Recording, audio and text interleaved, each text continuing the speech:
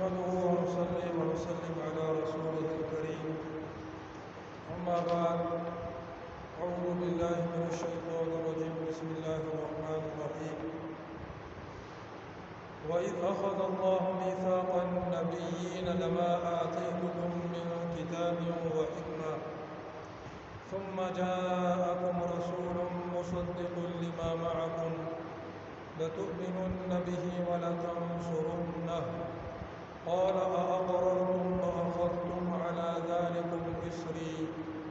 قالوا أقررنا قال فاشهدوا وأنا معكم من الشاهدين فمن تولى بعد ذلك فأولئك هم الفاسقون۔ سورۃ آل عمران کی آیت نمبر 81 اور 82 اس میں ارشاد ہے، اور جب اللہ نے نبیوں سے عہد لیا کہ میں جو کچھ بھی تم کو کتاب اور حکمت عطا کروں پھر آ جائے تمہارے پاس رسول جو تصدیق کرنے والا ہو اس چیز کی جو تمہارے پاس ہے تو تم ضرور اس پر ایمان لاؤ گے اور ضرور اس کی مدد کرو گے۔ فرمایا کیا تم نے اقرار کر لیا اور تم نے اس پر میرا مضبوط عہد قبول کر لیا؟ انہوں نے کہا ہاں ہم نے اقرار کر لیا۔ فرمایا سو تم گواہ رہو اور میں تمہارے ساتھ گواہوں میں سے ہوں۔ پھر جو شخص اس کے بعد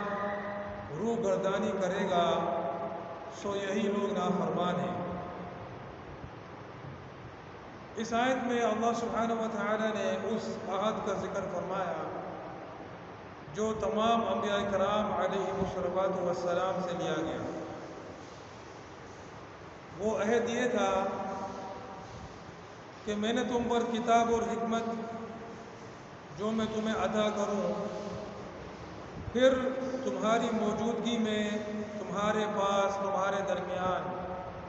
کوئی دوسرا نبی آ جائے جو اس بات کی تصدیق کرنے والا ہو جو تمہارے ساتھ ہے، اور ظاہر نبی ہوگا تو کرے گا۔ لَتُؤْمِنُنَّ بِهِ وَلَتَنْصُرُنَّ، تو تم اس نبی پر ایمان لاؤ گے اور اس نبی کی مدد کرو گے۔ تو یہ جو عہد ہے یہ تمام انبیاء کرام سے لیا گیا کہ اگر آپ لوگوں کی موجودگی میں کوئی دوسرا نبی میں بھیجوں تو آپ جو ہے ان کو مانو گے اور ان کی مدد کرو گے۔ اور انبیاء کرام کے ذریعے سے ان کی امت سے یہ عہد لیا گیا کہ اگر تمہارے درمیان کوئی اور نبی آتا ہے چاہے میری موجودگی میں یا چاہے میرے بعد تو تمہیں اس کو ماننا ہے اور اس کی مدد بھی کرنی ہے۔ مدد کرنا یعنی اس کا جو کام ہے، جو کار نبوت ہے، اس کام کے اندر اس کا ساتھ دینا ہے۔ تو اس مطلب کے لحاظ سے یہ آیت جو ہے عام ہے، ہر نبی کو شامل ہے کہ ہر نبی سے عہد لیا گیا کہ کوئی بھی نبی آ جائے۔ اور ایک تفسیر یہ ہے کہ ہر نبی سے یہ عہد لیا گیا کہ اگر محمد صلی اللہ علیہ وسلم تمہاری موجودگی میں آ جائیں اور تم اپنی امت کو بھی یہ وصیت کرو گے کہ اگر میری موجودگی میں یا میرے بعد محمد علیہ السلام آ جائیں تو تمہیں ان کو ماننا ہے اور ان کا ساتھ دینا ہے۔ بہرحال جو بھی تفسیر کرو، تفسیر ہمارے نبی کو بہرحال شامل ہے۔ اگر تفسیر یوں کی جائے کہ تمام نبیوں سے یہ عہد لیا گیا کہ کوئی بھی نبی آ جائے تو اس میں بھی نبی صلی اللہ علیہ وسلم بہرحال شامل ہے کہ اگر وہ آئیں گے تو تمام انبیاء کرام نے وصیت کی ہوئی ہے، خود بھی اس کے پابند ہیں، اور ظاہر انبیاء کرام سے تو نافرمانی ممکن نہیں ہے، تو جو ان کی امت ہے ان پر یہ پابند کیا گیا ہے کہ جب کوئی بھی نبی آ جائے تو تمہیں ان کا ساتھ دینا ہے، ان پر ایمان لانا ہے۔ یہ نہیں کرنا کہ بھائی ہمارے جو نبی تھے بس ہم ان کو ہی مانتے تم کو نہیں مانتے۔ ایک نبی کا انکار تمام انبیاء کا انکار ہے۔ تو یہاں پر سمجھ لو کہ یہ اہل کتاب اور ان جیسے لوگ جو کہ پچھلے انبیاء کرام کو ماننے کا دعویٰ کرتے ہیں، انہیں گویا کہ بتایا گیا کہ کہ جس نبی کو ماننے کا تم دعویٰ کرتے ہو، انہیں بھی اس بات کا پابند کیا گیا تھا کہ اگر کوئی دوسرا نبی آئے گا اور اس میں محمد صلی اللہ علیہ وسلم بدرجہ اولیٰ شامل ہے تو ان کو ماننا ہے، اور تمہیں بھی اس بات کا پابند کیا گیا ہے، تو تم کس طرح نبی صلی اللہ علیہ وسلم کا انکار کر رہے ہو؟ قال اقررتم واخذتم على ذلكم اسری، تو اللہ نے فرمایا کہ کیا تم اس کا اقرار کرتے ہو اور کیا تم میرا مضبوط عہد قبول کرتے ہو؟ تو انہوں نے کہا کہ ہاں ہم نے اقرار کر لیا، اور ظاہر انبیاء کرام سے تو معصیت ممکن ہی نہیں ہے، تو وہ تو ظاہر مانیں گی بھی اور چلیں گے بھی۔ پھر اللہ نے فرمایا کہ تم بھی گواہ رہو اور میں بھی گواہ ہوں اس بات پر۔ تو انبیاء کرام تو ظاہر ہے وہ تو چلیں گے اس بات پر، تو اصل جو ہے وہ امت کا معاملہ ہے کہ ان سے نافرمانی ممکن ہے، اور انہوں نے نافرمانی کی بھی۔ یہودیوں نے بہت سے انبیاء کرام کو جھٹلا دیا، اور حضرت عیسیٰ علیہ السلام کو جھٹلا دیا، اور نبی کریم صلی اللہ علیہ وسلم کو جھٹلا دیا، اور نصارہ نے جو ہے وہ نبی صلی اللہ علیہ وسلم کو جھٹلا دیا،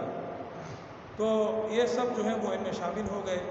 تو فرمایا فمن تولی بعد ذلک فاولئک هم الفاسقون، کہ جو اس کے بعد منہ پھیرے گا، منہ گردانی کرے گا، تو وہی لوگ اصل نافرمان ہیں، یعنی کہ پورے نافرمان ہیں، یعنی کہ کافر ہیں۔ یہاں پر نافرمانی سے مراد جو ہے وہ پوری نافرمانی ہے جو کہ کافر میں ہوتی ہے۔ اچھا، اس آیت میں نبی صلی اللہ علیہ وسلم کی عظمت شان کو بھی ظاہر فرمایا، دوسری تفسیر کے مطابق کہ تمام انبیاء کرام سے خصوصی طور پر نبی صلی اللہ علیہ وسلم کے بارے میں یہ وصیت کی گئی تھی، عہد دیا گیا تھا، اور ان کے ذریعے سے ان کی امتوں سے یہ عہد دیا گیا تھا کہ محمد مصطفیٰ صلی اللہ علیہ وسلم آئیں گے تو وہ اگر آ جائیں تمہاری موجودگی میں، تو تمہیں ان پر جو ہے وہ ان کو ماننا بھی ہے، اور جو ہے وہ ان کا ساتھ بھی دینا ہے۔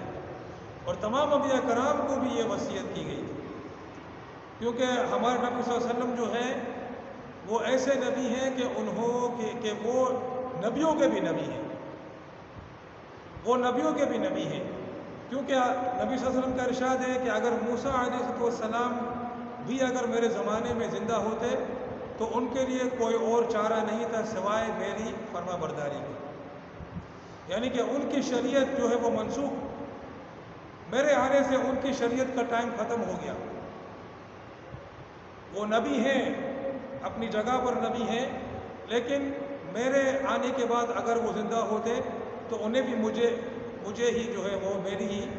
اتباع کرنی پڑتی۔ اور حضرت عیسیٰ علیہ السلام جو ہے وہ تو حقیقت میں آئیں گے، وہ تو ابھی تک زندہ ہیں آسمانوں میں، تو وہ بھی جب آئیں گے تو انجیل کی اتباع نہیں کریں گے بلکہ قرآن و حدیث کی اتباع کریں گے۔ تو ہمارے نبی صلی اللہ علیہ وسلم جو ہے وہ نبیوں کے بھی نبی ہیں، کہ ان کی نبوت کے زمانے میں اگر کوئی نبی بھی آ جائے تو وہ بھی آپ ہی کا اتباع کرے گا، اس لیے کہ آپ صلی اللہ علیہ وسلم جو آخری نبی ہیں، خاتم النبیین ہیں، اور آپ کی شریعت جو ہے وہ قیامت تک چلنے والی ہے۔ آگے فرمایا افغیر دین اللہ یبغون وَلَهُ أَسْلَمَ مَنْ فِي السَّمَاوَاتِ وَالْأَرْضِ طَوْعًا وَكَرْهًا وَإِلَيْهِ يُرْجَعُونَ، کہ کیا اللہ کے دین کے علاوہ کوئی اور دین تلاش کرتے ہیں، حالانکہ وہ سب اس کے فرمانبردار ہیں جو آسمانوں میں ہیں اور جو زمین میں ہیں، خوشی سے اور مجبوری سے، اور اسی کی طرف سب واپس ہوں گے۔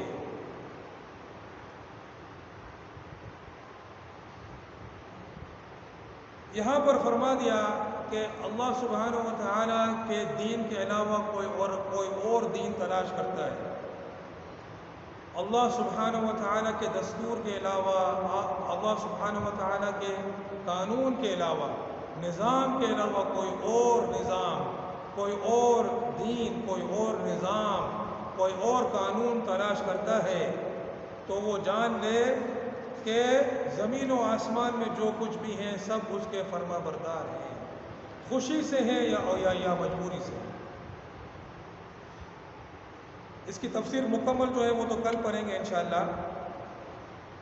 یہ بڑی جو ہے وہ